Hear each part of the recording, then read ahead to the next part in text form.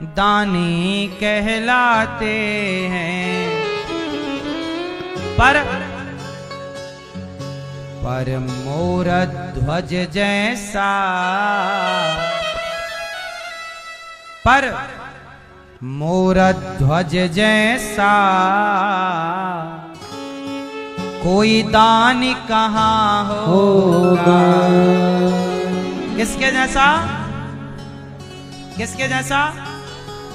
मोर ध्वज। बोलिए मोर ध्वज। क्या दान किया था? अपने पुत्र को आरे से चीर करके।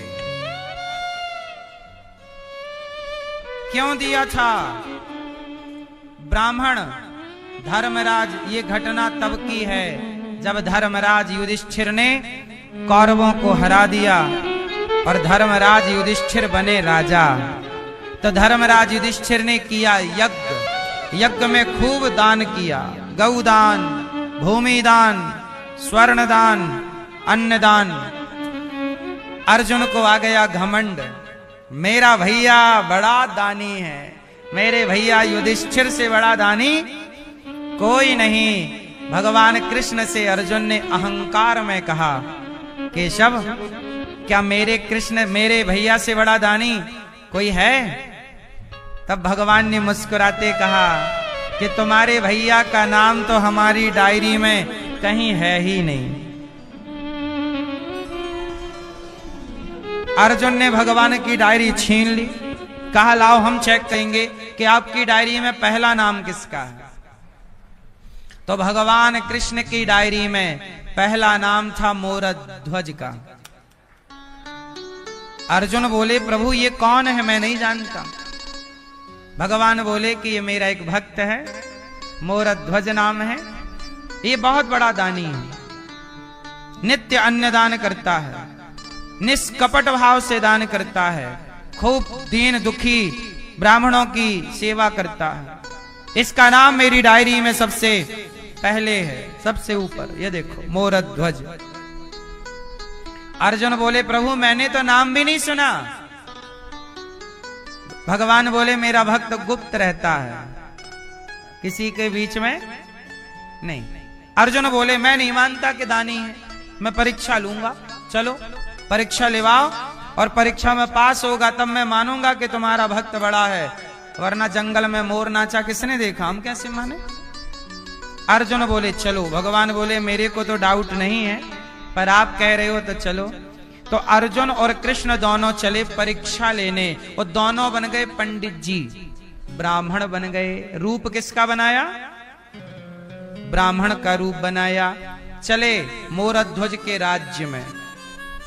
मोर ध्वज के यहां जब चले तो ब्राह्मण बन के गए। अच्छा यमराज जी को बुला लिया, यहां आओ, तुम बुढ़े शेर बन जाओ, परीक्षा लेना है ना, तो रूपरेखा तैयार करो। हम दोनों बनते हैं ब्राह्मण और तुम बन जाओ शेर। और शेर भी कौन सा? बुढ़ा शेर, दांत वांत गिरा के आना पूरे।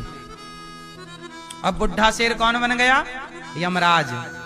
अर्जुन बन गए ब्राह्मण, भगवान कृष्ण बन गए ब्राह्मण, और चले मोर ध्वज के यहाँ। मोर ध्वज के यहाँ पहुंचे। महाराज की जय हो। मोर ध्वज ने देखा कि दो ब्राह्मण आए हैं, सिंहासन से उतरकर ब्राह्मणों को बिठाया, चरणों को धोए। कहा मोर ध्वज ने कि हे ब्राह्मण देवता, आप हमारे द्वार पर आए, बताइए हम आपकी क्या सेवा करें। तो भगवान कृष्ण बोले, जो ब्राह्मण बने आए थे, भगवान बोले कैसा है राजन, हमने सुना है कि तुम बहुत बड़े दानी हो। मोर ध्वज बोले प्रभु हम तो भगवान के छोटे से दास हैं, छोटे से सेवक हैं, हम कहाँ दानी हैं। दानी तो भगवान हैं, दाता एक राम, भिखारी सारी दुनिया। भगवान से बड़ा दानी कौन? सच बताओ, सबसे बड़ा दानी कौन है? भगवान हैं, जिन्होंने हमें आंख दी, हमें दो आंख दान की है। किसने? हमारे भगवान श्रीमन नारायण ने। हमें दो पांव दान किए हैं, भगवान श्रीमन नारायण ने। हमें दो पांव, भगवान ने हमें पांव ना दिए होते तो हम कैसे चलते, आंख ना दी होती तो कैसे देखते। तो भगवान सबसे बड़े दानी हैं, जिन्होंने आपको भी दो आंखें दी हैं। बोलो हाँ, दो पांव दिए हैं, मुंह दिया है, सुंदर सा जीवन दिया है, दानी तो भगवान है। मोरध्वज बोले भगवान सबसे बड़े दानी हैं। तो भगवान कृष्ण बोले कि सुनो, हमें भूख लगी है, सुना है कि तुम बहुत बड़े दानी हो, तो ऐसा करो कि हमें भोजन करा दो। मोरध्वज बोले महाराज ये तो बड़ी सौभाग्य की बात है कि आपको भोजन कराने का सौभाग्य मिलेगा। तो ब्राह्मण बोले कि हम भोजन तो करेंगे, पर ऐसा है कि हमारा शेर बाहर खड़ा है। हमारा कौन बाहर खड़ा है? शेर। और वो हो गया है बुढ़ा, उसके गिर गए हैं दांत, और वो खाता है मांस। तो ऐसा है कि महाराज आप थोड़े से मांस की व्यवस्था कर दो। मोरध्वज बोले कि मैं मांस कहां से लाऊं, किसी को भी काटूंगा तो कष्ट होगा, ऐसा करो आप मेरा मांस परोस दो।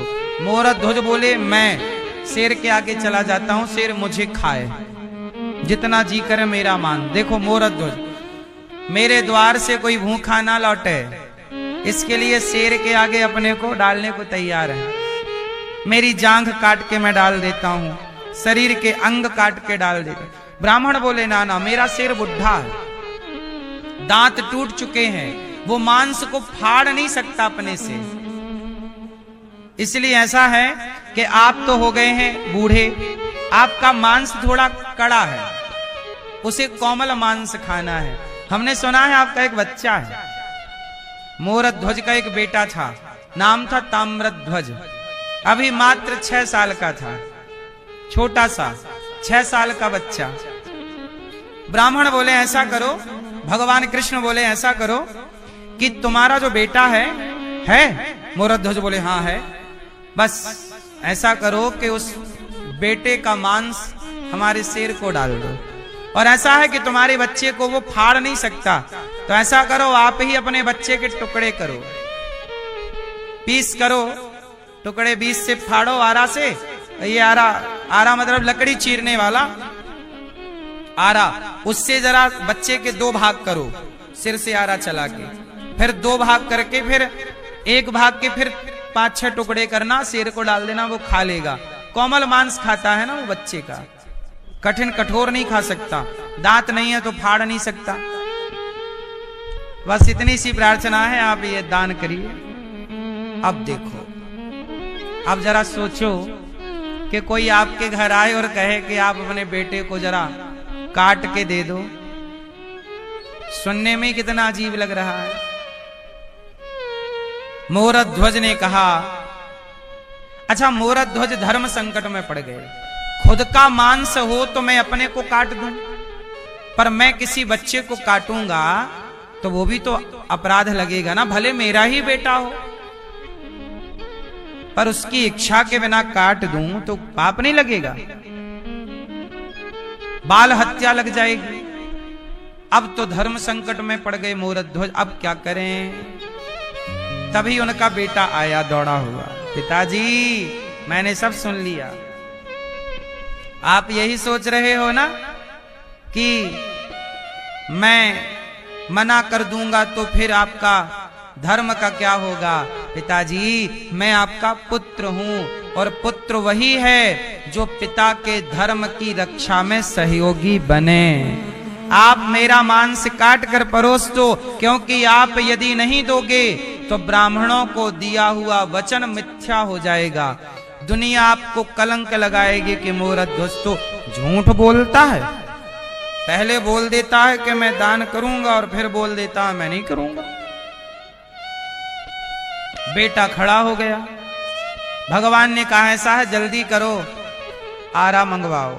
आरा बुलवाया, कहा महाराज आप ही काटो। अकेले कैसे काटे, बोले पत्नी को बुलाओ। एक तरफ पत्नी खड़ी, एक तरफ राजा, एक तरफ मोरध्वज, एक तरफ मोरध्वज की पत्नी, और आरा पकड़ ली। अब माँ जरा सोचिए, वो माँ कैसे आरा चलाएगी बच्चे के सिर पे। माँ तो रोने लगी। तब भगवान कृष्ण बोले कि देखो देवी, यदि आपको रोना है तो हम मत दो, कोई जबरदस्ती नहीं है, हम चले, हम किसी और जगह जाके अपने शेर का पेट भर लेंगे। माता ने आंसू पोंछ लिए। अच्छा महाराज नहीं रोएंगे, ठीक, रोने की भी इजाजत नहीं है। आरा धर दिया सिर पे। मोरध्वज बेटा माँ से बोला, माँ 1 मिनट। दौड़ा अंदर गया बच्चा ताम्रध्वज, रुई लेके आया, माता के कानों में लगा दिया, पिता के कानों में लगा दिया। माँ ने कहा, बेटा ये रुई क्यों लगाई? कहा, माँ जब तुम आरा चलाओगी तो हो सकता है मैं दर्द से चीखूं, चिल्लाऊं, और कहीं मेरी चीख आपके कान में पड़ी तो आप आरा चलाना रोक दोगी। इसलिए आप कानों में रुई लगा लो कि मैं कितना भी चिल्लाऊं, पर आप आरा चलाना बंद मत करना, क्योंकि आपका धर्म संकट में पड़ जाएगा। देखिए पहले के लोग धर्म की रक्षा करते थे। वो बेटा भी तैयार है, ऐसा नहीं कि जबरदस्ती पकड़ के काट रहे हैं, है ना। अब बेटे के सिर पे आरा चला, खून की पिचकारियां निकलने लगी और आरा चलाती गई मां, चलाते गए मोरध्वज। देखते ही देखते बच्चा 2 भागों में डिवाइड हो गया। एक हिस्से को काटा और शेर को डाला, शेर खा लिया, खा गया। अब ब्राह्मण बोले, वाह महाराज आप बहुत बड़े दानी हैं, आपके जैसा दान कौन करेगा। ऐसा है कि अब मेरे शेर का पेट भर गया, अब हम लोग भोजन करेंगे। अब ऐसा है कि आप हमारे भोजन की व्यवस्था करो। अब अर्जुन सब देख रहे हैं। अर्जुन बैठे, कृष्ण बैठे, कहा भोजन लाओ। अब दोनों पति पत्नी ने स्नान किया, मोरध्वज ने पत्नी ने स्नान किया, भोजन बनाया और ब्राह्मणों को परोसा, कृष्ण को परोसा। और जैसे ही परोसा तो भगवान बोले कि सुनो मोरध्वज, हम आपके घर भोजन नहीं करेंगे। क्यों? क्योंकि आप हत्यारे हैं और हत्यारों के घर हम भोजन नहीं करते। मोरध्वज बोले, हमने कौन सी हत्या की? बोले, आपने अभी अभी अपने पुत्र को मारा है और बाल हत्या की है। बोले, महाराज वो तो आपने ही बोला था। बोले, नहीं, हत्या तो लगी आपको। अब हम आप हत्यारों के घर भोजन नहीं करेंगे। उठकर जाने लगे। मोरध्वज अब रोए, हे विधाता आज तक मेरे द्वार से कोई भूखा नहीं गया, यदि मेरे द्वार से ये ब्राह्मण भूखे चले जाएंगे तो मुझे कलंक लग जाएगा, पाप लग जाएगा। हे विधाता यदि मैंने सच्चे मन से आपकी भक्ति की हो और निष्कपट भाव से समाज की सेवा की हो तो प्रभु मेरे द्वार से ब्राह्मण भूखे ना जाएं। रो पड़े मोरध्वज, आवाज लगाई, बेटा ताम्रध्वज तूने मरकर अपने पिता के धर्म को बचाया है पुत्र, यदि आज तू जीवित नहीं हुआ तो तेरा मरना, तेरा बलिदान देना व्यर्थ हो जाएगा। इसलिए पुत्र तू जीवित होकर भी अपने पिता के धर्म की रक्षा कर। हे विधाता मुझे कलंक लगा है कि मैंने पुत्र की हत्या की है। हे विधाता मुझे, हे प्रभु, हे परमात्मा, हे श्याम सुंदर, हे प्रभु मुझे इस कलंक से बचाओ। हे बेटा मोर ताम्रध्वज तूने मर करके अपने पिता के धर्म की रक्षा की। बेटा एक बार तू जिंदा होकर अपने पिता के धर्म की रक्षा कर। यदि तू आज जीवित नहीं हुआ तो तेरे पिता का धर्म चला जाएगा। ये कह करके जब मोरध्वज दुखी हुए तो भक्त को दुखी देखकर भला भगवान कैसे ना रोते। भगवान ने उनके मरे हुए पुत्र को जीवित कर दिया और ताम्रध्वज दौड़ा हुआ आया, पिताजी मैं मरकर भी आपके धर्म की रक्षा करूंगा और जीवित होकर भी आपके धर्म की रक्षा करूंगा। भगवान ने उनका मरा हुआ पुत्र जीवित किया और लौटाया। और जब मोरध्वज ने पुत्र को देखा और ब्राह्मणों को देखा तो वहां कोई ब्राह्मण नहीं थे, वहां अर्जुन और कृष्ण थे और वहां पर यमराज थे शेर के रूप में। हाथ जोड़ करके अर्जुन चरणों में गिर पड़े मोरध्वज के। अब अर्जुन को विश्वास हो गया कि प्रभु मोरध्वज के जैसा इस धरती पे कोई दूसरा दानी नहीं। इसलिए पहले के लोग पुत्र की रक्षा नहीं, अपने प्राणों की रक्षा नहीं, पहले के लोग धर्म की रक्षा करते थे। इसलिए आपसे मेरी प्रार्थना है कि पुत्र गया तो आ जाएगा, प्राण गए तो फिर जीवन मिल जाएगा, पर धर्म गया तो फिर कहां ढूंढोगे। इसलिए धर्म की रक्षा करना सीखो। धर्मो रक्षति रक्षिता। जो धर्म की रक्षा करता है, धर्म उसकी रक्षा करता है। इसलिए किसी भी परिस्थिति में मेरी मां, धर्म को मत जाने दीजिएगा। किसे मत जाने दीजिए? धर्म को मत जाने दीजिए। धर्म ही धन है। इसलिए मोरध्वज सबसे बड़े दानी। मोरध्वज ने क्या कहा कि मेरे द्वार से कोई ब्राह्मण भूखा, कोई अतिथि भूखा ना जाए। आप गृहस्थों के घर से कोई अतिथि भूखा चला गया तो ये आपके लिए सबसे बड़ा पाप है। लेकिन आजकल अतिथि की सेवा करने में यदि आपको 2 लोगों का भोजन बनाने पड़ जाए तो सिर चढ़ जाता है कि ये आ गए खाने के लिए। कोई मेहमान आए और उसके लिए भोजन बनाना पड़े तो इसी भाव से बनाना चाहिए कि हमारे द्वार पे भगवान आए हैं, ना जाने किस रूप में नारायण मिल जाएं। हर रूप में भगवत दर्शन करते भोजन कराना चाहिए। अतिथि को देख करके कभी सिर ना चढ़ा लो, परेशान ना हो जाए। अतिथि के रूप में भगवान ही हैं। इसलिए अतिथि सबसे बड़ा भगवान है। गृहस्थ का धर्म क्या है? माता की सेवा, पिता की सेवा, अतिथि की सेवा। बस इतने से तुम्हारा कल्याण हो जाएगा। इसलिए गौरी गोपाल में अखंड भोजन चलता है कि यहाँ हजारों लोग नित्य आते हैं, कोई भूखा ना जाए, सबको भरपेट भोजन मिले। इसलिए दास अनिरुद्ध गृहस्थ है ना, हम भी गृहस्थ हैं, गौरी गोपाल से कोई भूखा ना जाए, यही प्रयास रहता है। हम तो अपने केवल गृहस्थ धर्म का पालन करते हैं। कोई भी यहां से भूखा ना जाए।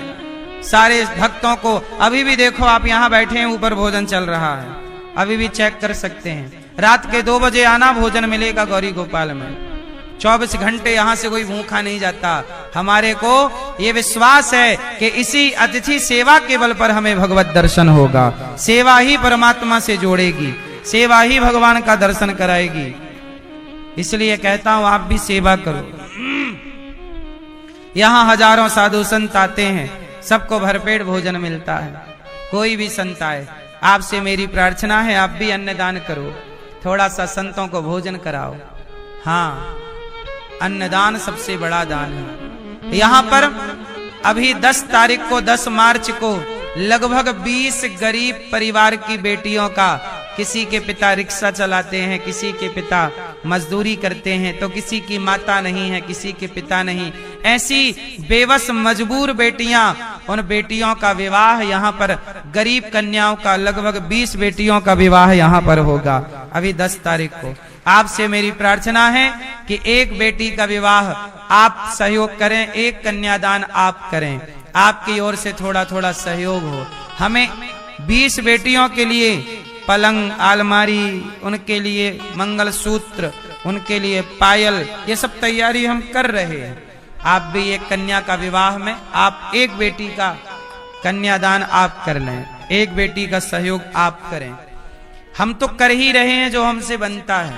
हमें लगता है कि आप भी करेंगे तो आपका भी धन पवित्र होगा, शुद्ध होगा। वरना यूं तो आपका धन खर्च हो ही रहा है, कहीं शराब पीने में, कहीं डॉक्टर में, कहीं कहीं कहीं कहीं। यदि सही जगह धन खर्च होने लग जाए तो धन गलत जगह जाएगा ही नहीं। इसलिए कहता हूं दान अवश्य करना चाहिए। और अभी 10 मार्च से यहां पर 84 कोस की यात्रा भी है। सबसे पहले भगवान कृष्ण ने अपने माता पिता को 84 कोस की यात्रा परिक्रमा कराई। गाड़ियों से 84 कोस पूरे ब्रजमंडल की यात्रा है। आप भी 84 कोस की यात्रा में चलना चाहें, माँ बाप को सम्मिलित करना चाहें, जैसे श्रवण कुमार ने सारे तीर्थों की यात्रा अपने माँ बाप को कराई, आप भी अपने माँ बाप को 84 कोस की यात्रा कराइए।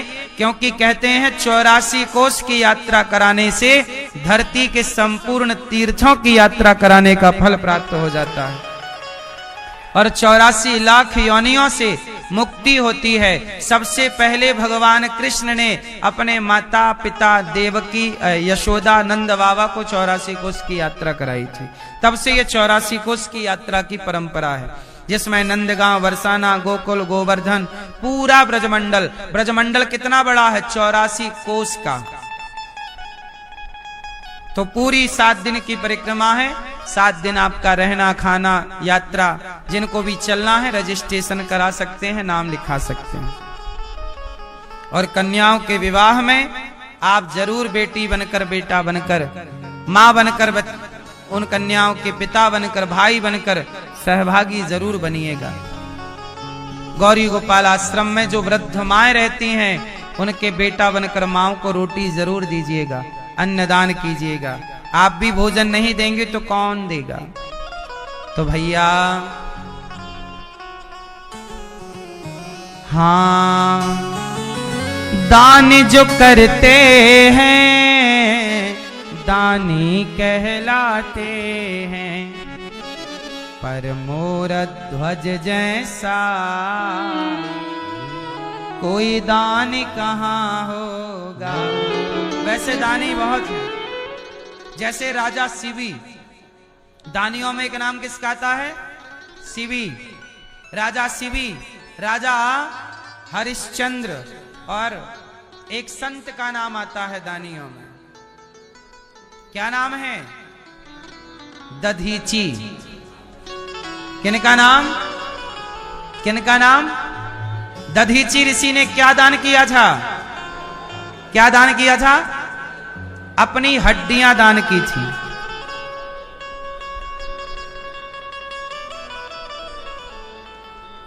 वृत्तासुर नाम का एक राक्षस था। क्या नाम था? वृत्तासुर।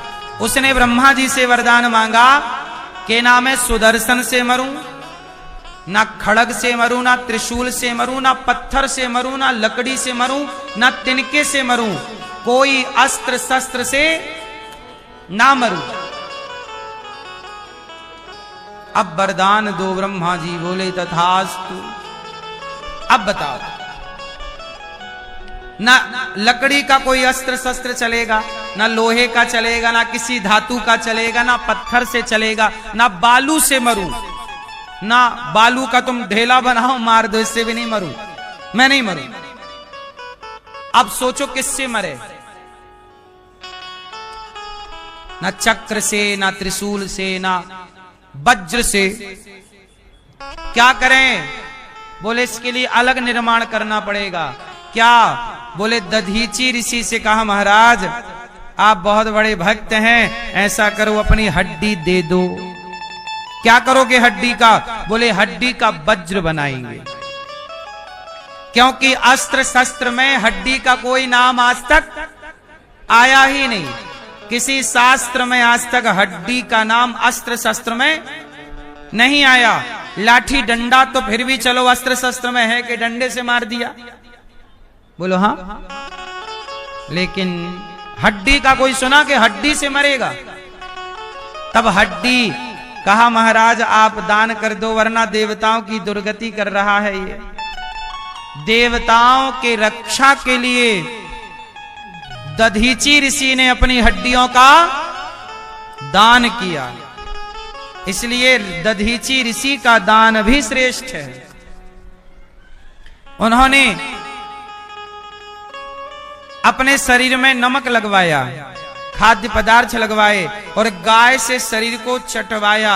गाय चाट चाट के पूरी चमड़ी को निकाल देती है, हड्डी बचती है। उस हड्डी से विश्वकर्मा जी वज्र बनाते हैं। जो इंद्र के हाथों में वज्र है, आपने कभी देखा होगा वो वज्र की बनावट कैसी है? जैसे हमारे शरीर में यहाँ छाती की बनावट होती है, बोलो हाँ। वो वज्र किसका बना है? दधीची ऋषि के हड्डियों का। समाज की रक्षा के लिए हमारे ऋषियों ने अपने जीवन का बलिदान देकर राष्ट्र की सेवा की है। ऐसे दधीची ऋषि को हम प्रणाम करते हैं। पर मोरा ध्वज जैसा कोई दान कहाँ होगा।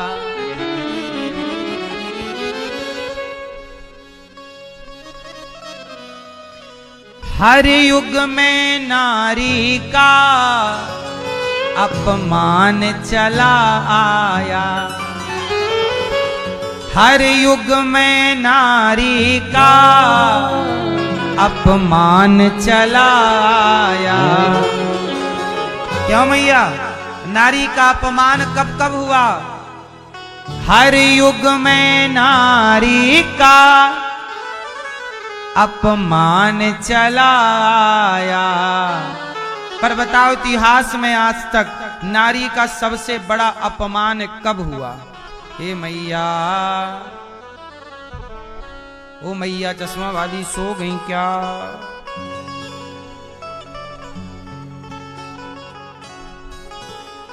बरसों से चला आया अपमान ये नारी का।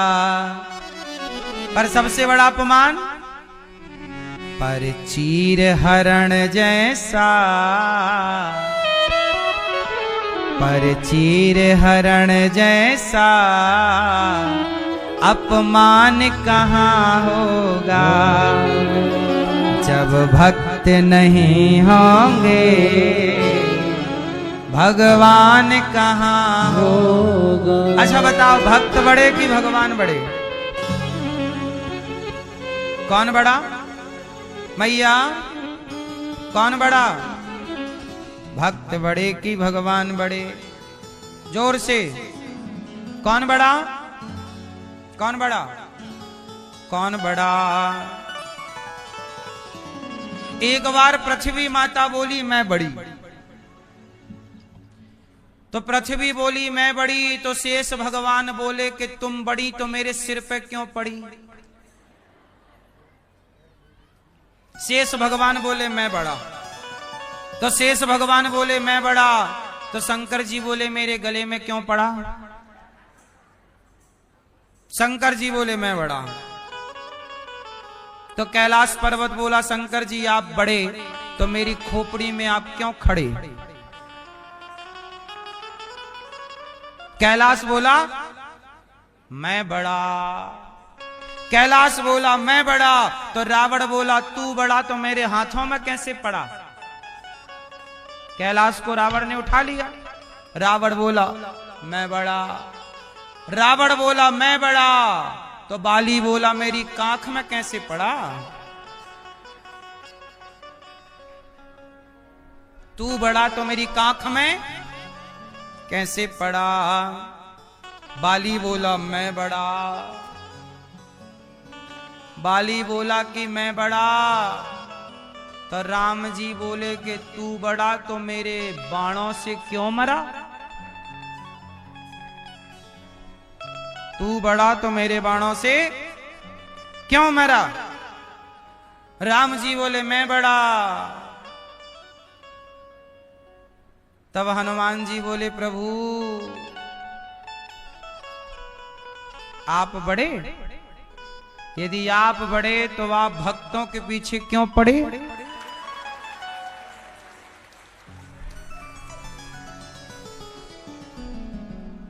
भगवान किसके पीछे रहते हैं? गोपियां नचा रही हैं और जगत के पालनहार ताही अहीर की छोहरियां छछियां भरी छाछ पे नाच नचावे। जगत को नचाने वाले को भगवान को गोपियां नचाती हैं कि नहीं? बोलो हाँ। इसलिए भगवान से बड़ा कौन? इसलिए भगवान से भी बड़ा कोई है, तो भगवान से भी बड़ा भगवान का भक्त है। इसलिए राम के मंदिर कम हैं, राम के भक्त हनुमान जी के मंदिर ज्यादा है। क्योंकि बड़ा कौन? भगवान बड़े नहीं, भगवान के भक्त बड़े। भक्त न होते तो भगवान का परिचय कौन कराता? जरा सोचो।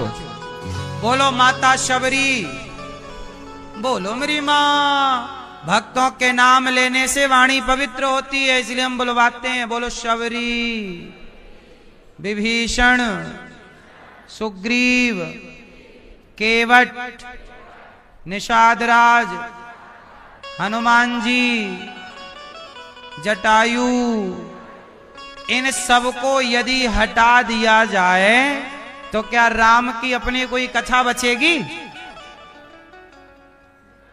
बोलो, राम की अपनी कोई कथा नहीं है। केवट ना होए, जटायु ना होए, सुग्रीव विभीषण हनुमान जी ना होए, भरत जैसे भक्त ना होए, लक्ष्मण जैसे भक्त ना होए, तो राम क्या करते अकेले? इसलिए हाँ, गर भक्त न होते तो भगवान कहाँ होते। इसलिए भक्त का सम्मान आदर उतना ही जितना भगवान का आदर। एक बार क्या हुआ, सूरदास जी के बारे में आपने सुना होगा। सूरदास जी गिर गए गड्ढे में, अंधे तो थे ही, गड्ढे में गिर गए। अब अंदर बैठे गड्ढे में, वो जा रहे थे कथा सुनने, तूफान चला, रास्ता भटक गए और गड्ढे में गिर गए। अब गड्ढे से निकले कैसे? सूरदास अंधे। अब गड्ढे में बैठे बैठे अब नाम जपने लगे, भगवान कृष्ण का ध्यान करने लगे। मेरे तो गिरधर गोपाल मेरा कन्हैया, सांवरे श्याम सुंदर हे श्री कृष्ण गोविंद हरे मुरारी। खूब नाम जपे। बारिश होने लगी तो गड्ढे में पानी भरने लग गया। अब तो बाबा डूब के मर जाएंगे। भगवान को लगा बाबा तो डूब जाएगा। तब भगवान छोटे से बच्चे बन के आए। बाबा बाबा, मैं गैया चरा के लौट रहा था जंगल से, तुम्हारी आवाज सुना, आओ अपना हाथ दिखाओ। तुम्हारा हाथ, ये रहा मेरा हाथ, मेरा हाथ पकड़ो, मैं तुम्हें खींचता हूं, गड्ढे से बाहर निकालता हूं।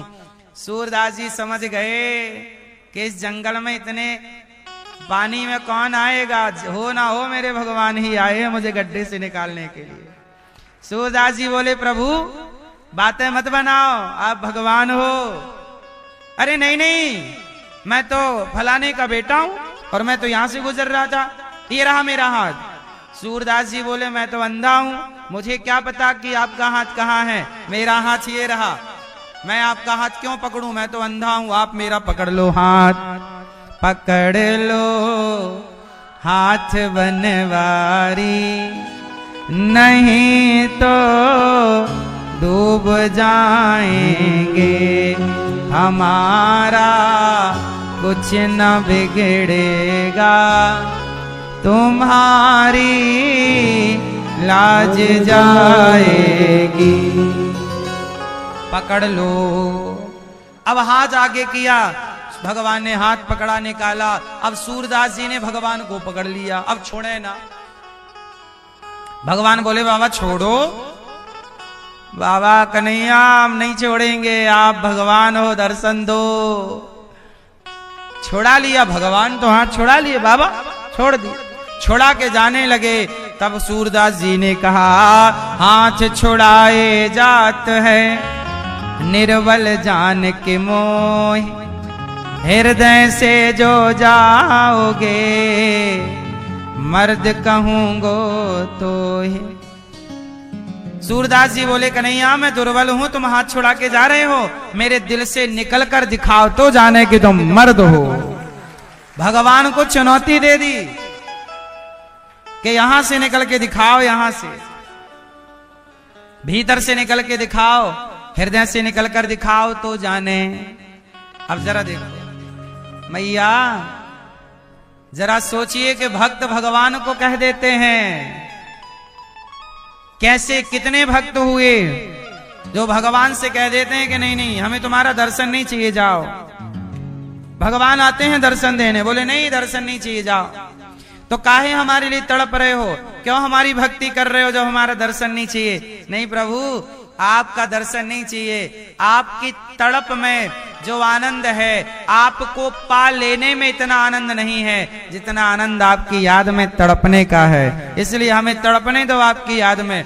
इसलिए गोपियों ने तड़पने को चुना, 100 साल कृष्ण की याद में तड़पती रही, क्योंकि इस तड़प में जो आनंद है वो मिलन में आनंद नहीं है। इसलिए भक्त, अब ये परम ऊंची बातें हैं, ऊंची लेवल की, आप पता नहीं इसको कितना समझेंगे नहीं समझेंगे, तड़प का जो सुख है, आनंद है, वो मिलने का नहीं है। अच्छा, मिल लेने के बाद क्या है? मिल लेने के बाद तड़प खत्म। आपने देखा होगा ना, किसी माँ का बेटा कहीं जरा सी देर के लिए आंखों से ओझल हो जाए तो माँ तड़प जाती है, कहां गया मेरा बेटा, भैया मेरा बेटा कहां गया, यही तो था, ऐसा कपड़ा पहना, कहां तड़प जाती है। जरा देर के लिए माँ का पुत्र यदि आंखों से ओझल हो जाए तो बाप तड़प जाता है, बच्चे के लिए माँ तड़प जाती है, ये तड़प। और वही बेटा जब मिल जाता है तो माँ गले से लगा के खत्म, तड़प नॉर्मल। हाँ या ना? इसलिए भगवान के मिलने में वो सुख नहीं है, वो आनंद नहीं है जो भगवान की याद में रोने में है, तड़पने में है। इसलिए भक्तजन विरह मांगते हैं, हे प्रभु आपका प्रेम दीजिएगा, ऐसा प्रेम जो आपकी याद में केवल हम तड़पते रहें, हमें और कुछ नहीं चाहिए। गोपियां, भरत जी 14 साल भरत जी तड़पते रहे, गोपियां 100 वर्षों तक तड़पती रहीं। इसलिए कहता हूं भगवान की याद जैसे भी हो बस याद आनी चाहिए भगवान की, ये बड़ा प्रबल प्रेम है। तो महाभारत का जो युद्ध हुआ, उस युद्ध में 99 कौरव मारे गए। दुर्योधन की जांघ तोड़ दी भीम भैया ने जांघ तोड़ी। अश्वत्थामा आया, द्रौपदी के 5 पुत्रों को मार डाला, 5 का सिर काट के दुर्योधन को दिया। दुर्योधन ने कहा, मित्र तुमने तो मेरा वंश नष्ट कर दिया, मेरे पुत्रों को मार डाला। द्रौपदी ने सुबह देखा कि मेरे पुत्र जीवित नहीं हैं, मर गए। अश्वत्थामा को पकड़ के सामने खड़ा कर दिया कि देखो आपके द्रौपदी, तुम्हारे 5 पुत्रों का हत्यारा सामने है। द्रौपदी ने कहा, माता शिशुनाम निधनम, माता शिशुनाम निधनम सुतानाम निशम्य घोरम परितप्यमाना। माता द्रौपदी बोली कि मेरे पुत्र को तो अश्वत्थामा ने मार दिया, यदि आप इसे भी मार दोगे तो इसकी माता रोएगी, क्योंकि बेटे के मर जाने पर माँ को दर्द कितना होता है ये मैं जानती हूँ। द्रौपदी बोली, मेरे 5 पुत्र मरे, यदि अश्वत्थामा को मार दोगे तो अश्वत्थामा की माता द्रोणी रोएंगी, क्योंकि पति की मृत्यु हो गई है। भक्त कौन है? जो केवल अपना सुख ना देखे, सामने वाले का भी सुख दुख देखे। अपने बारे में सब सोचते हैं, लेकिन अपने बारे में सोचने वाले को बड़ा नहीं कहते। किसी और के बारे में, सबके बारे में थोड़ा सोचा करिए। थोड़ा फुर्सत मिले तो जरा उन लोगों के बारे में सोचिए जिनकी आप मदद कर सकते हैं, हेल्प कर सकते हैं। आप समाज के लिए क्या कर सकते हैं, सोचिएगा जरूर। अपने बारे में तो कुत्ते बिल्ली भी सोचते हैं, अपने परिवार का भरण पोषण तो चिड़िया भी कर लेती है। कौन नहीं कर रहा है मैया? अपना भरण पोषण कौन नहीं करता? सभी में बांट कर खाए उसे इंसान कहते हैं।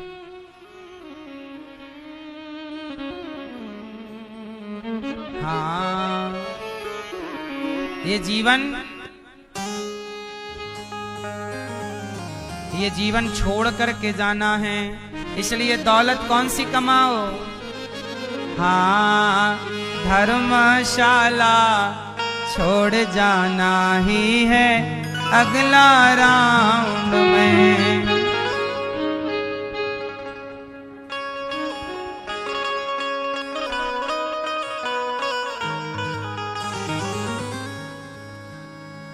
चाहे जितना कमा ले बंदे डॉलर पाउंड में।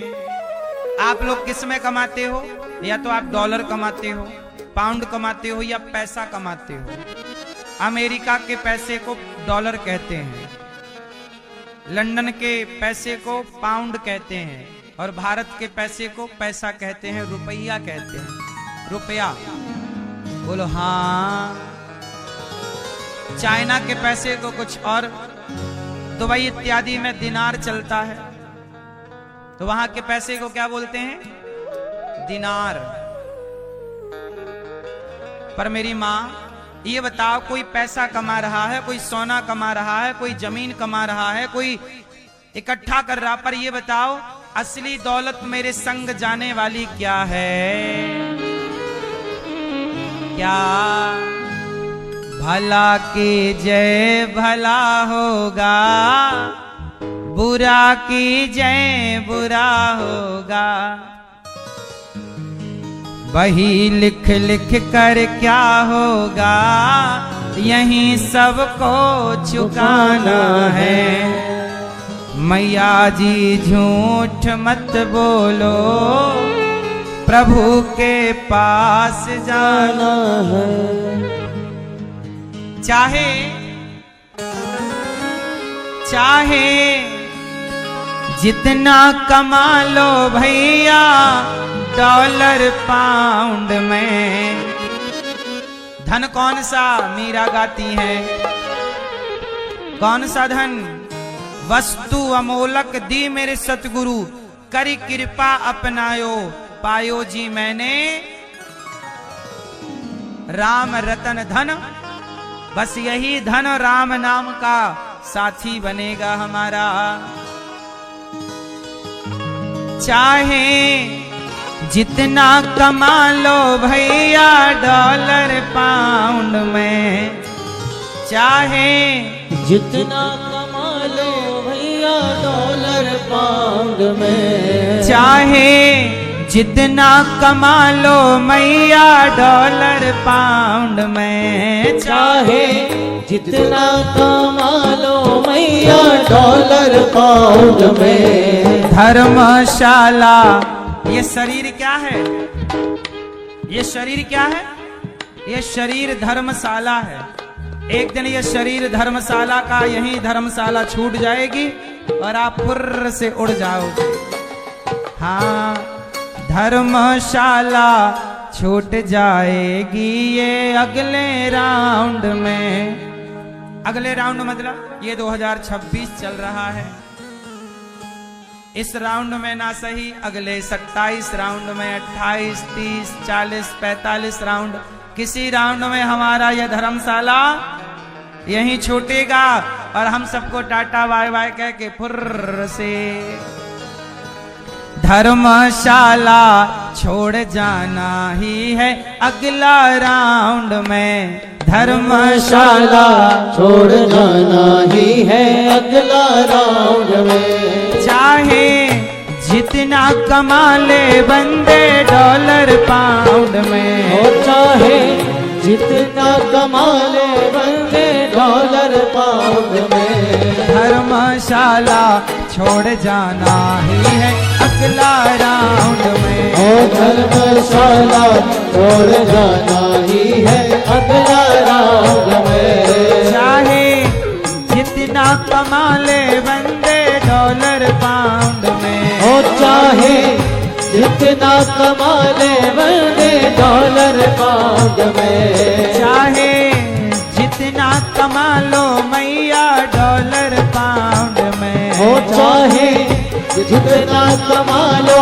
मैया डॉलर पाउंड में। धर्मशाला छोड़ जाना ही है अगला राउंड में। हो धर्मशाला छोड़ जाना ही है अगला राउंड में।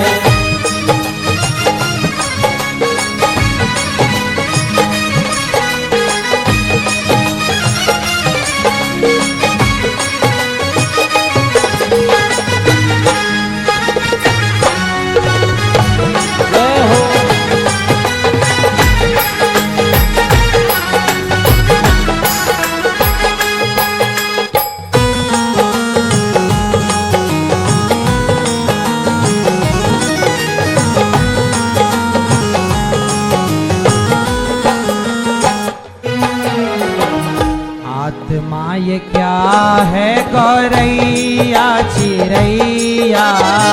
आत्मा ये क्या है गौरैया चिरैया। आत्मा क्या है? गौरैया चिरैया जानते हो? एक चिरैया होती है चिड़िया, गौरैया उसका नाम है। वो चलती नहीं है, फुदकती है। यहां से फुदक के वहां, वहां से फुदक के वहां। ऐसे ही आत्मा चिड़ैया है, चिड़िया है। आज इस शरीर में है, कल निकल के फुदक के दूसरी जगह, फिर फुदक के।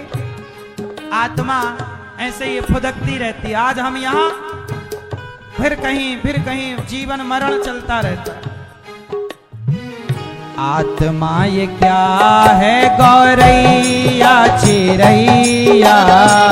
आत्मा ये क्या है गौरैया चिरैया। काया गमन का है निश्चित समैया। काया गमन का है निश्चित समैया। काया गमन का समय निश्चित है, मतलब हमारी मृत्यु क्या है? ए सुनो मेरे माँ, हमारा जीवन क्या है? निश्चित है, मृत्यु। काया गमन का है निश्चित समैया। काया गमन का है निश्चित समैया। अब आत्मा ये क्या है गौरैया चिरैया। काया गमन का है निश्चित समैया। काया गमन का है निश्चित समैया। ट्यूब लेक्स में छुपो या फिर अंडरग्राउंड में। हो धूप लेक्स में छुपो या फिर अंडरग्राउंड में। ट्यूब लेक्स में छुपो या फिर अंडर। ड्यूप्लेक्स में रहते हो ना, घर में रहते हो ना। जब युद्ध होते हैं तो लोग अंडरग्राउंड हो जाते हैं। कहीं भी रहो, क्या सोचते हो कि अंडरग्राउंड रहेंगे तो? ट्यूब लेक्स में छुपो या फिर अंडरग्राउंड में। लेक्स में छुपो या फिर अंडरग्राउंड में। धर्मशाला छोड़ जाना ही है अगला राउंड में। हो धर्मशाला छोड़ जाना ही है अगला राउंड में। चाहे जितना कमा ले बंदे डॉलर पाउंड में। हो चाहे जितना कमा ले बंदे डॉलर पाउंड में। धर्मशाला छोड़ जाना ही है अगला राउंड में। हो धर्मशाला छोड़ जाना ही है अगला राउंड में।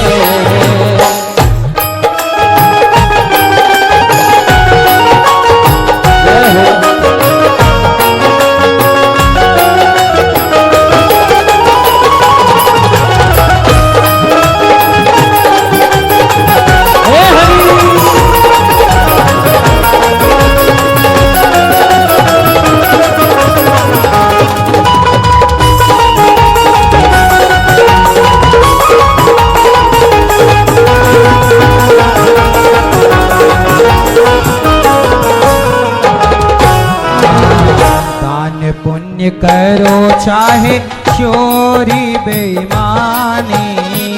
दान पुण्य करो चाहे चोरी बेईमानी। मैया सुनो, दान पुण्य करो चाहे चोरी बेईमानी। दान पुण्य करो चाहे चोरी बेईमानी। लिख रहे हैं चित्रगुप्त जी कहानी। लिख रहे हैं चित्रगुप्त जी कहानी। आप पाप करिए वो भी लिख रहे हैं चित्रगुप्त जी, और पुण्य करिए वह भी लिख रहे हैं। हाँ, और बाद में जब आपका अल्ट्रासाउंड होगा ना, सब आ जाएगा। दान पुण्य करो चाहे चोरी बेईमानी, दान पुण्य करो चाहे चोरी बेईमानी। लिख रहे हैं चित्रगुप्त जी कहानी, लिख रहे हैं चित्रगुप्त जी कहानी। बोलो कैसे बचोगे उनके अल्ट्रासाउंड से, ओ बोलो कैसे बचोगे उनके अल्ट्रासाउंड से। बोलो कैसे बचोगे उनके अल्ट्रासाउंड में, ओ बोलो कैसे बचोगे उनके अल्ट्रासाउंड से। धर्मशाला छोड़ जाना है अगला राउंड में, ओ धर्मशाला छोड़ जाना ही है अगला राउंड में। धर्मशाला छोड़ जाना ही है अगला राउंड में, ओ धर्मशाला छोड़ जाना ही है अगला राउंड में।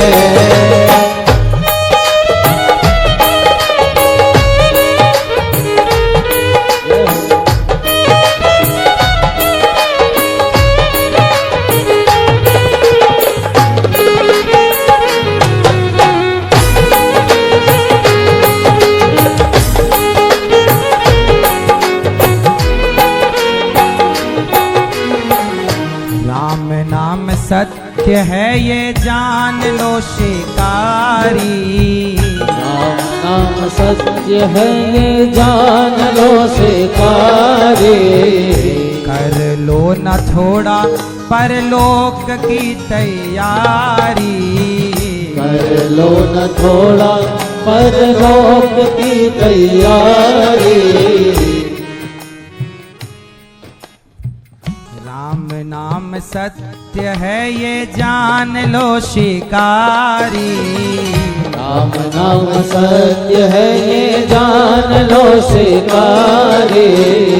कर लो न थोड़ा परलोक की तैयारी, कर लो न थोड़ा परलोक की तैयारी। बनवा देंगे ये लोग मूरत कंपाउंड में, ओ बनवा देंगे मूरत तेरे कंपाउंड में। आप मरोगे चिता पे जलाओगे, जल जाओगे, जमीन पे गाड़ दिए जाओगे, या फिर आप ज्यादा वीआईपी होंगे तो लोग आपकी मूर्ति बना के कंपाउंड में खड़ी कर देंगे। पैसे वाले होते ना, पैसे वाले लोगों की मूर्ति वगैरह बनवा दी जाती है, स्टैचू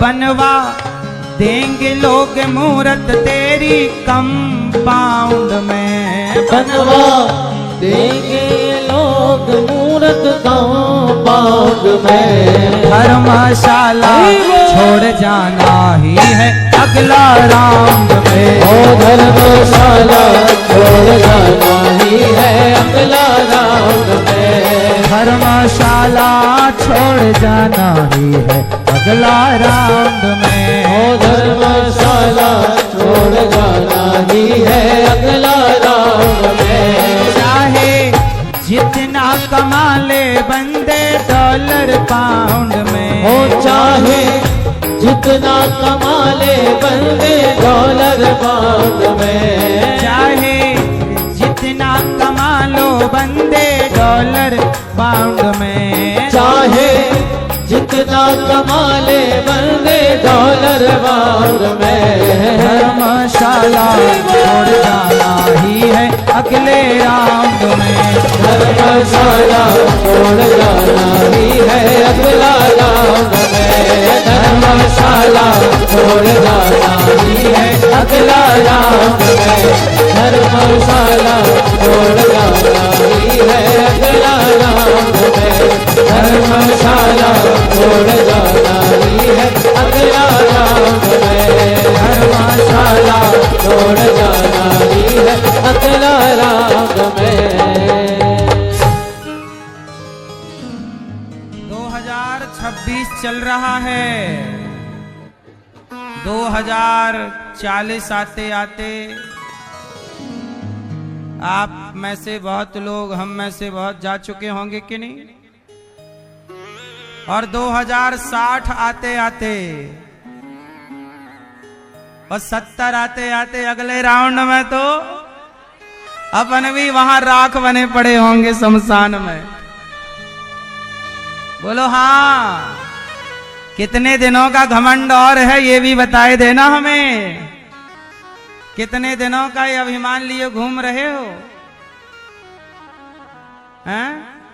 आने दो 2027, आने दो 2050, आने दो 70। हम में से आप में से कितनों की राख उड़ गई होगी। बोलो हाँ, घमंड ना करो साहब। हाँ, राज राजे रहे ना बुरानी रही, ना बुढ़ापा रहा ना जवानी रही। वस्तु हर एक आनी बजानी रही, अंत में लखपति को न धेला जुड़ा। हंस जब भी उड़ा तो अकेला उड़ा। दान पुण्य करो चाहे चोरी बेईमानी। जब आप चोरी बेईमानी करते हैं ना तो आपका कोई हाथ नहीं पकड़ता। करो, हिसाब आखिरी में होगा। बच्चा एग्जाम में लिख रहा है, लिखता चल। तू सही लिख रहा है, गलत लिख रहा है। मास्टर जी खड़े हैं पीछे, सब देख रहे हैं, सही भी देख रहे हैं गलत भी। पर तू अभी लिखता चल, अभी कोई ना बोलेगा कुछ। एग्जाम पूरा होने दे, परिणाम बाद में आ जाएगा। तू अभी करता चल। पाप करना है कर, पुण्य करना कर, इसका परिणाम। हाँ, दान पुण्य करो चाहे चोरी बेईमानी। दान पुण्य करो चाहे चोरी बेईमानी।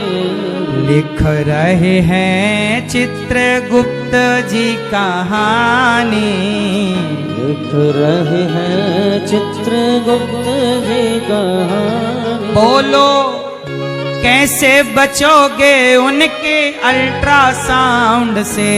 बोलो कैसे बचोगे उनके अल्ट्रासाउंड से। अल्ट्रासाउंड जानते हो, चेकअप होता है ना, क्या क्या है सब कुछ आ जाता है।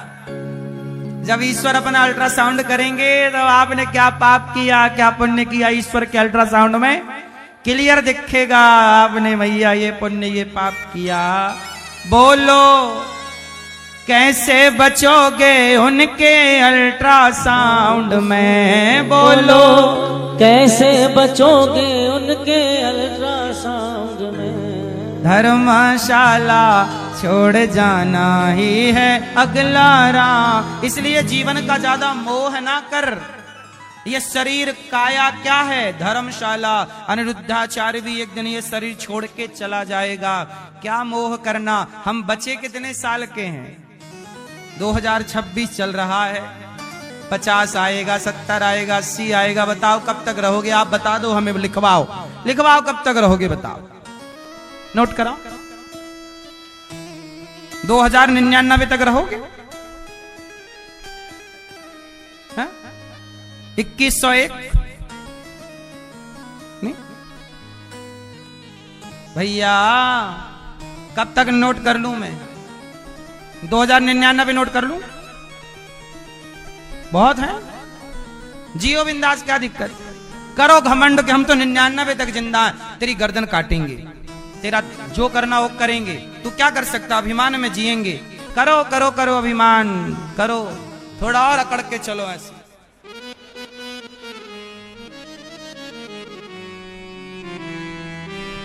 क्योंकि आपको तो मरना ही नहीं है ना, इसलिए अकड़ो। हम क्यों अकड़े, क्योंकि हमें पता है कि हम मर जाएंगे। इसलिए घमंड किस बात का करें जब राख हैं। अपनी औकात नहीं भूलना चाहिए। हमारी सच्चाई यही है कि एक दिन मिट्टी के घड़े, 50 रुपया के घड़े में आपकी पूरी राख आ जाएगी। लोग लेके जाएंगे, अस्थियां जा रही है। ये बात सही है कि गलत है,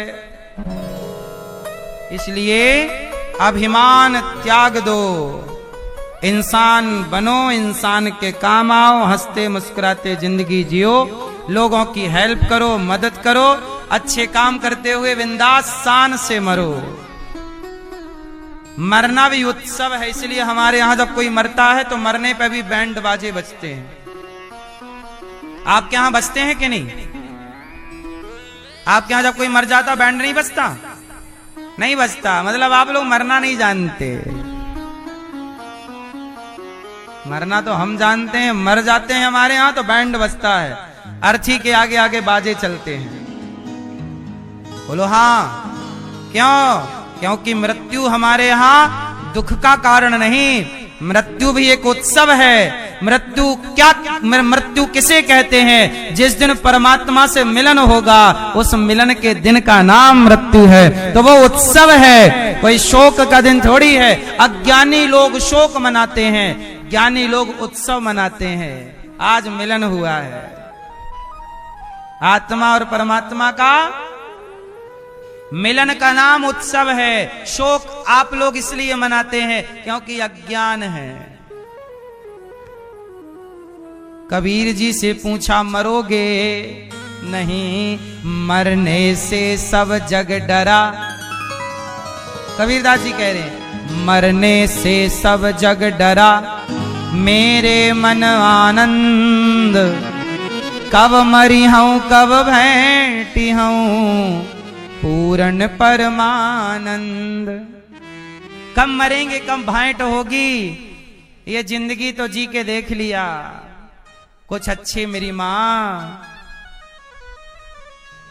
हाँ राम नाम सत्य है ये जान लो शिकारी, कर लो न थोड़ा परलोक की तैयारी।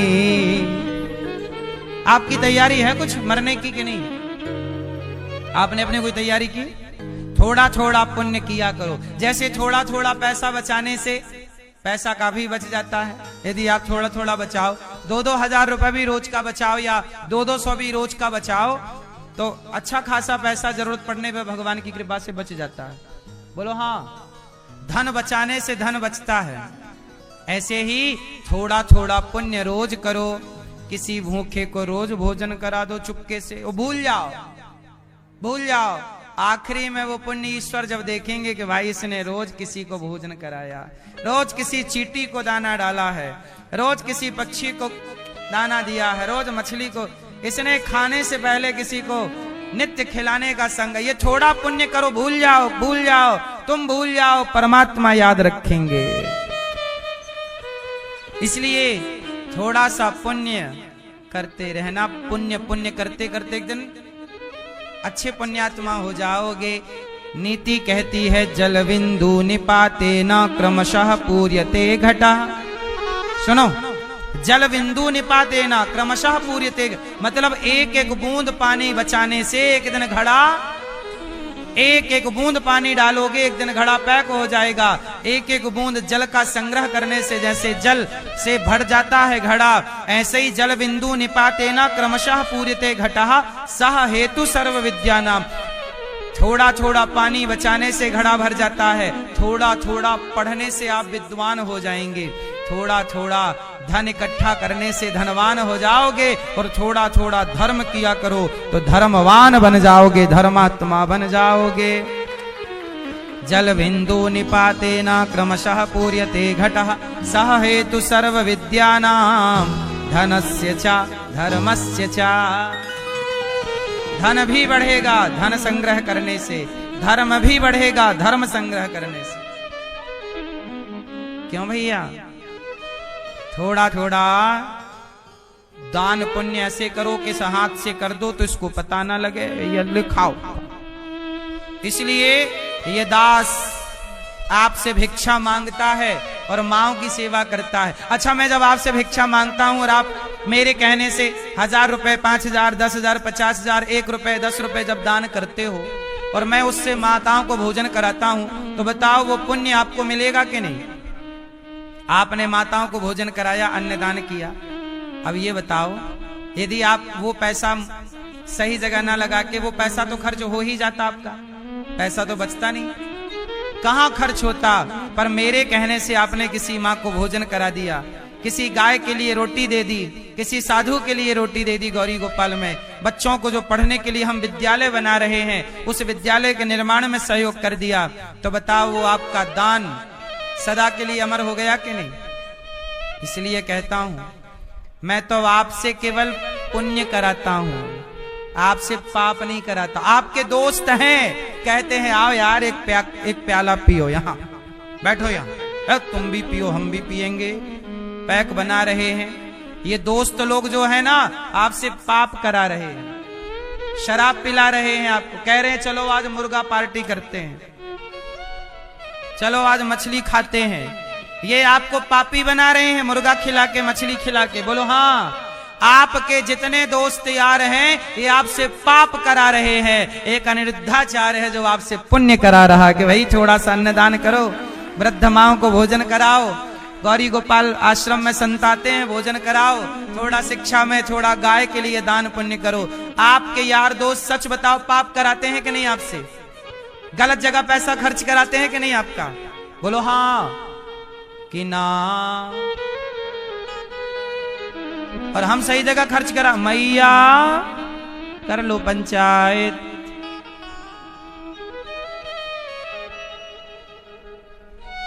तो बताओ पैसा सही जगह खर्च होने से पुण्य मिलेगा कि गलत जगह? हाँ, तो आपका दोस्त कौन? आपका दोस्त ये दास अनिरुद्ध है। हम आपके छोटे भाई, आपका दोस्त, आपका बेटा, सब हमें अपना दोस्त मान लो। हमें मानोगे तो हम आपको सही रास्ता बताएंगे, और आप अपने उन दोस्तों को, दो कौड़ी के लोगों को, टपोरियों को बनाओगे दोस्त, तो तुम्हें शराब पिलाएंगे, कहेंगे आओ पियो, सिगरेट पिलवाएंगे, सिगरेट तुम भी जलाओ हम भी जलाएं, पी रहे हैं सिगरेट, पी के धुआं निकाल। किस बात की मूर्खता है ना, ये धुआं धुआं कर रहे हैं। क्यों मैया? पैसे का सदुपयोग करना आता नहीं है आज के छोरों को। पैसा मिला तो बस ऐसे चलते एटीट्यूड में।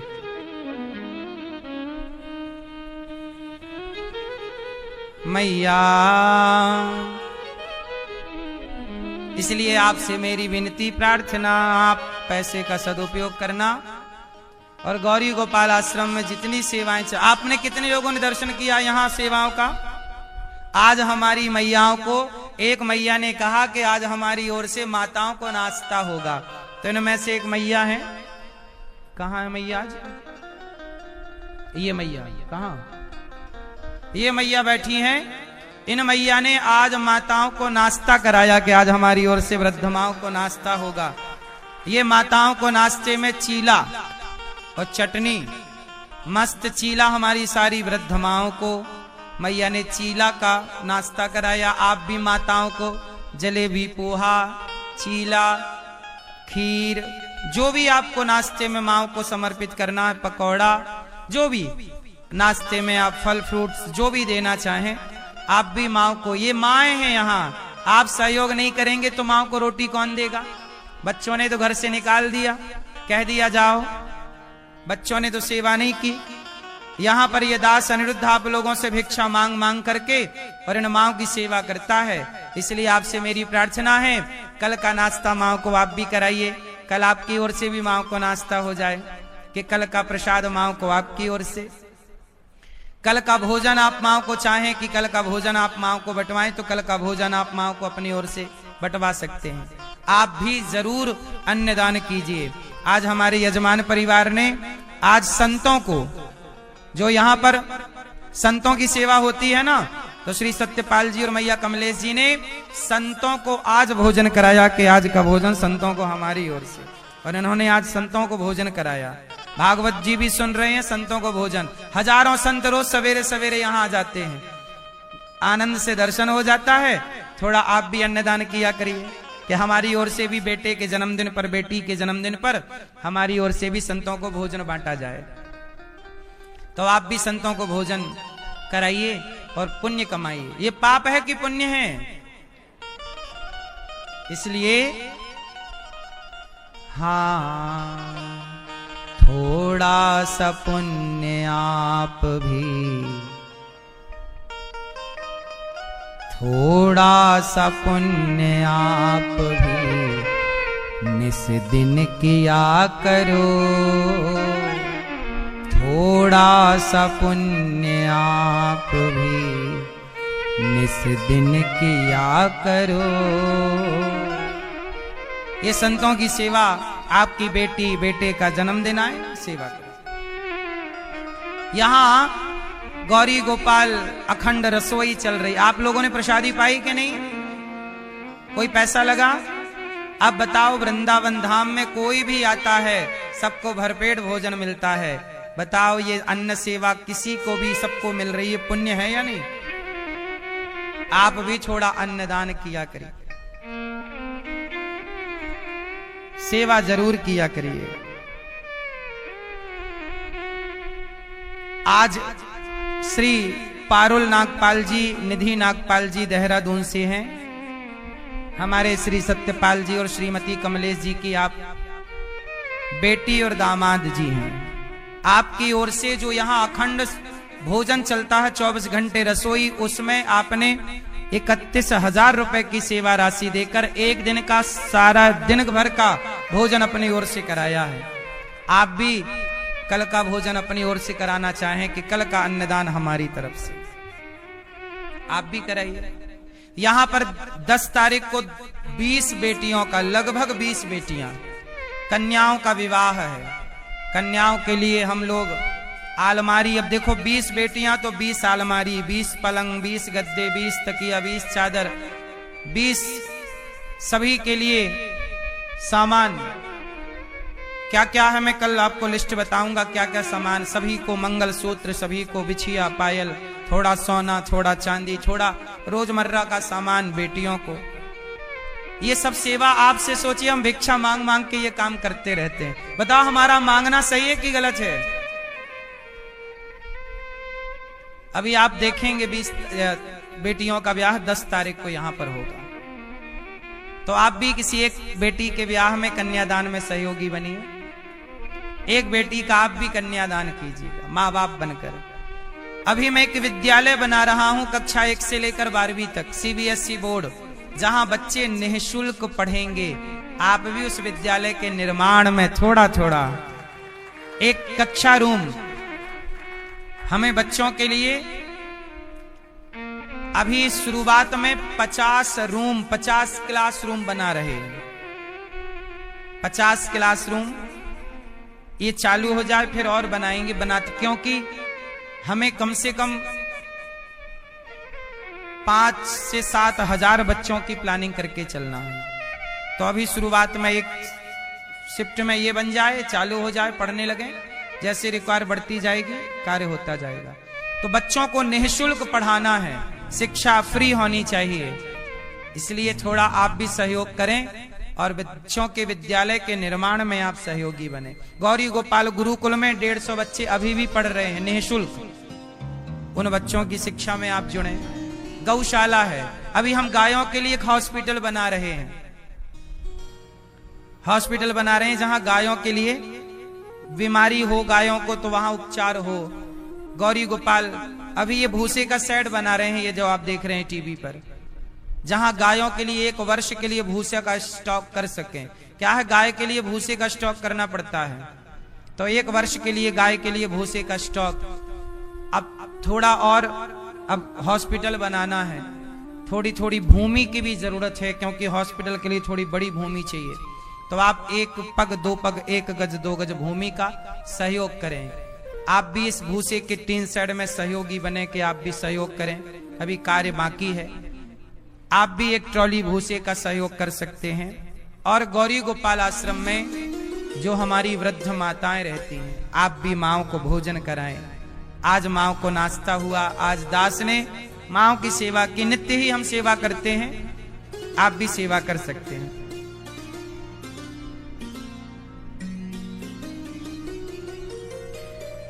जो बेटियों का यहाँ विवाह है ना, उस बेटी के विवाह में बेटियों को क्या क्या सामान देंगे। बेड होगा, एक डबल बेड, पलंग, आलमारी है, सोफा का सेट है, सोफा सेट, ड्रेसिंग टेबल है, गद्दे हैं, प्रेस है, मिक्सी है और तकिया चादर इत्यादि, कूलर है और एक एक सिलाई मशीन है, तकिया है और कुछ बर्तन हैं, कुछ वस्त्र हैं और बच्चों के बेटा बेटी के लिए सोना चांदी की सेवा, ये सब कुछ है। तो आप सबके सहयोग से ये कार्य है। तो आप जिस सेवा से जुड़ना चाहें जुड़िएगा, जिस योग ईश्वर ने आपको बनाया है सहयोग जरूर कीजिएगा। कुछ भक्तों ने नाम पहुंचाए हैं, आप भी माओ को भोजन कराएं, आप भी नाश्ता कराएं, आप भी किसी एक बेटी को गोद लें, अन्नदान करें। इतनी सेवाएं गौरी गोपाल में, किसी एक सेवा से अपने आप को जोड़ें जरूर।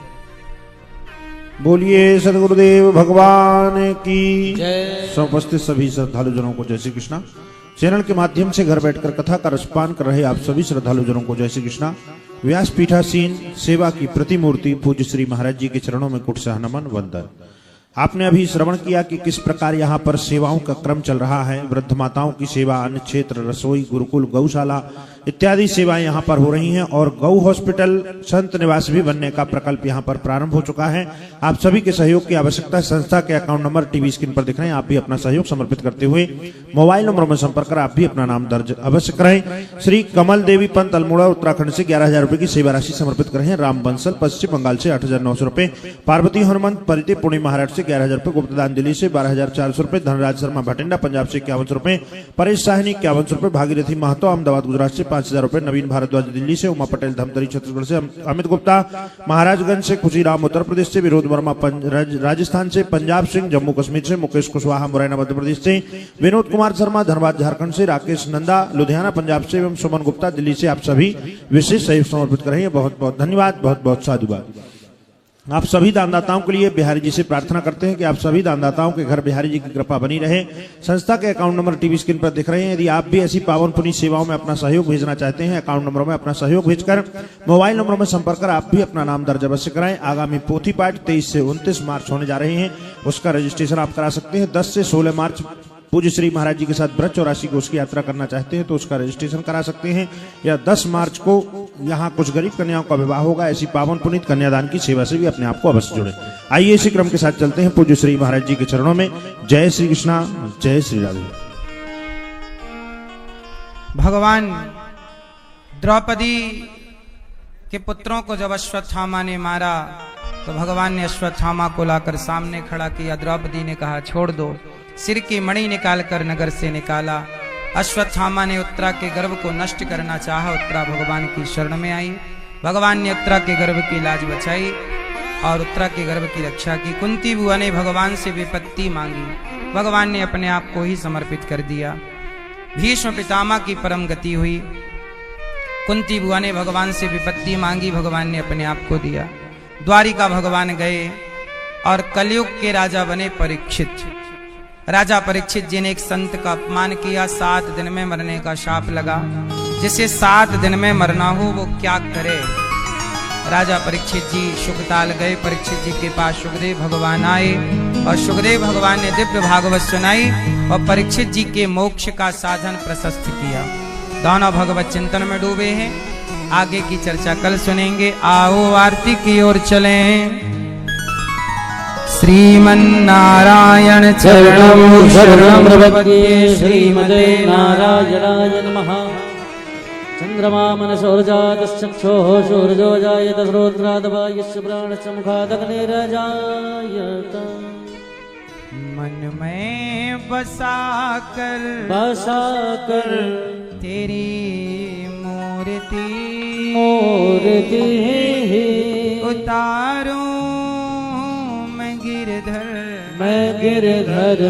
तेरी आरती हो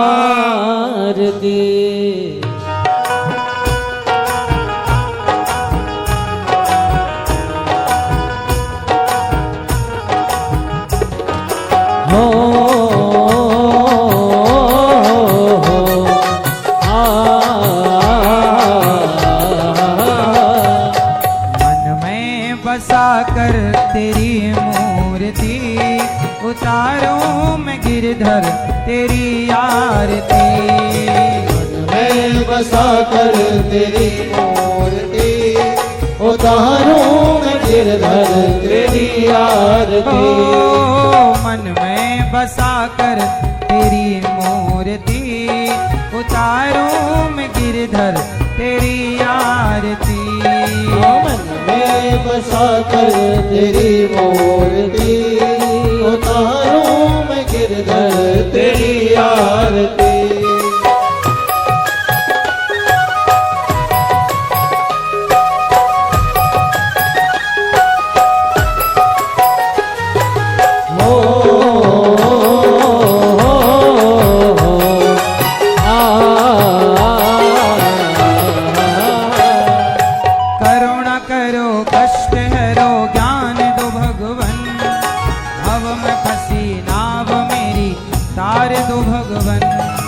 करुणा करो कष्ट हरो ज्ञान दो भगवन।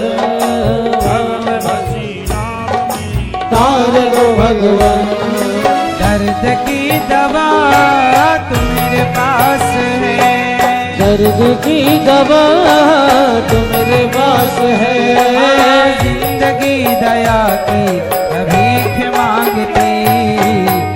मैं बसा कर तेरी मूर्ति उतारूं मैं गिरधर तेरी आरती।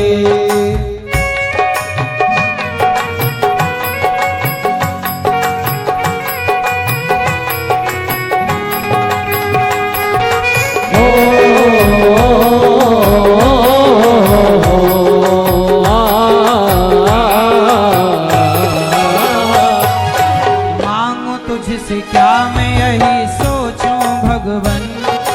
जिंदगी जब तेरे नाम कर दी अर्पण। मांगो तुझसे काम यही सोचो भगवन। जिंदगी जब तेरे नाम दी अर्पण। सब कुछ तेरा कुछ नहीं मेरा। सब कुछ तेरा कुछ नहीं मेरा।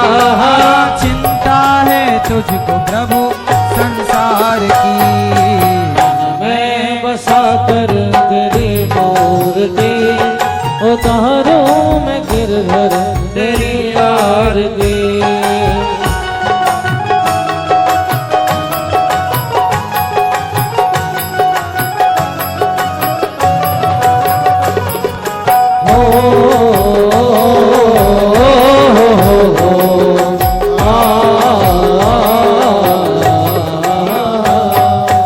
जिसने तेरा नाम लिया उसके जागे भाग। सोते हुए जीवन से अब तो प्राण जाग। जिसने तेरा नाम लिया उसके जागे भाग। सोते हुए जीवन से अब तो प्राण जाग।